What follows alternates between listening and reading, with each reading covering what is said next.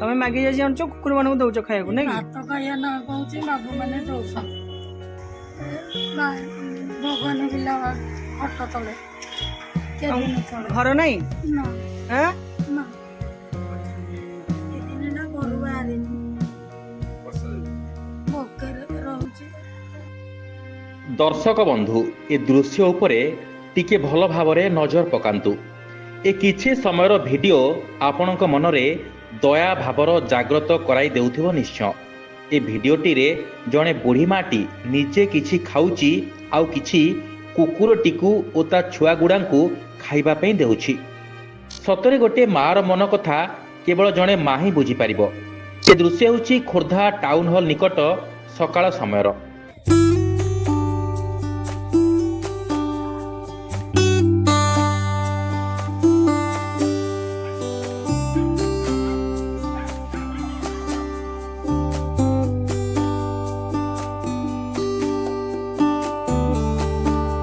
କେବଳ ଆଜି ନୁହେଁ, ଏମିତି ପ୍ରତ୍ୟେକ ଦିନ ସକାଳୁ ଏ ବୁଢ଼ୀ ମା ଜଣଙ୍କ ନିଜେ ଯାହା ଖାଆନ୍ତି ସେଥିରୁ କିଛି ଆଣି ଏ କୁକୁରମାନଙ୍କୁ ଖୁଆନ୍ତି।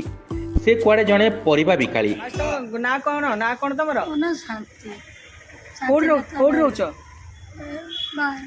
ଭଗବାନ ପିଲା ଖଟ ତଳେ କେବିନ ତଳେ ଘର ନାଇଁ ନା ଆଁ? ନା କେବିନ ତଳେ ତମ ନିଜ ଘର କୋଉଠି? ମୁଁ ଏଠି ରହୁଛି 30-40 ବର୍ଷ ହେଲା। ତମ ନିଜ ଘର କୋଉଠି?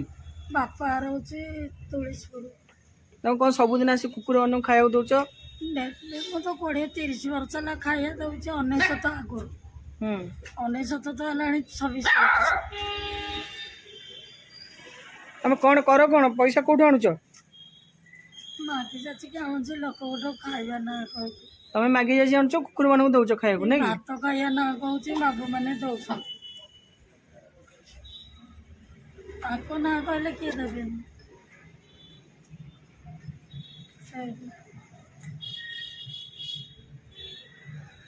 ଆଚ୍ଛା ବେପାର କରୁନୁ? ସକାଳେ କଣ ସମାନେ ଅଛି କହିଲ?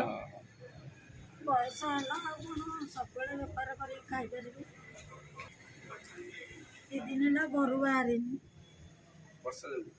ଭୋକରେ ରହୁଛି।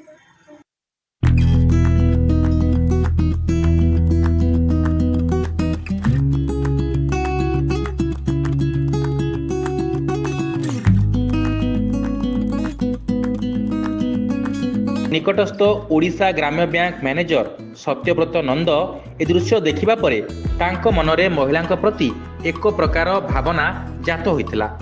ସେହି ମହିଳାଙ୍କ ନିକଟକୁ ଯାଇ ତାଙ୍କ ଭଲ ମନ୍ଦ ପଚାରି ବି ବୁଝିଥିଲେ। ସତରେ ତାଙ୍କ ହୃଦୟ କେତେ ମହାନ।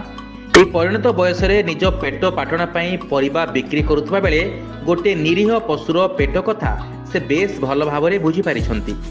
ଆଉ ବୁଢ଼ୀ ମା ଜଣକ ଧନରେ ସିନା ଧନୀ ନୁହେଁ, ହେଲେ ତାଙ୍କ ମାନବିକତା ପାଇଁ ସେ କୌଣସି ଧନୀଠୁ ମଧ୍ୟ କମ୍ ନୁହନ୍ତି।